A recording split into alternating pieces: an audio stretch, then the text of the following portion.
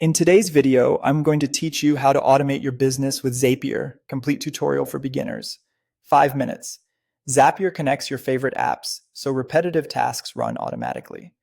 A workflow in Zapier is called a zap, and it has two main parts, a trigger that starts the process and an action that follows. Let's build a simple example that moves data from a form into a spreadsheet. First, log into your Zapier account. Once you're on the dashboard, look for the Create button and choose Zap. This opens the editor where we'll define the trigger and action. Start with the trigger. Choose the app that will kick things off, like a form tool or email service.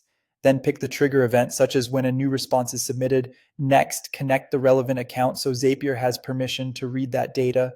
You'll be prompted to sign in securely through the app's standard login window. After connecting, test your trigger. Zapier will fetch a recent sample so you can see real fields and values. If nothing appears, make sure there's at least one recent item in the source app. Now set up the action. Choose the app that should do the work for you. For example, a spreadsheet tool. Select the action event like creating a new row. Connect the account for this second app as well.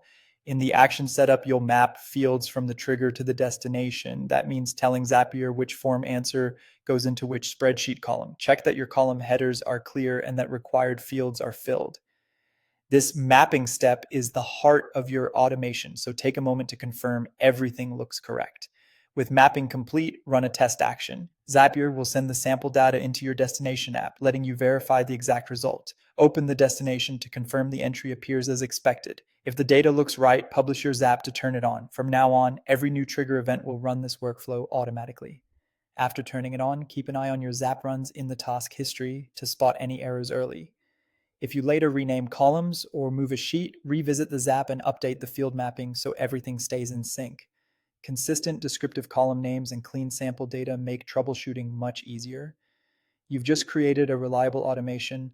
Log in, create a Zap, choose a trigger and event, connect and test, set an action, map the data, then test and turn it on. Repeat this approach for other processes to reclaim time and reduce errors.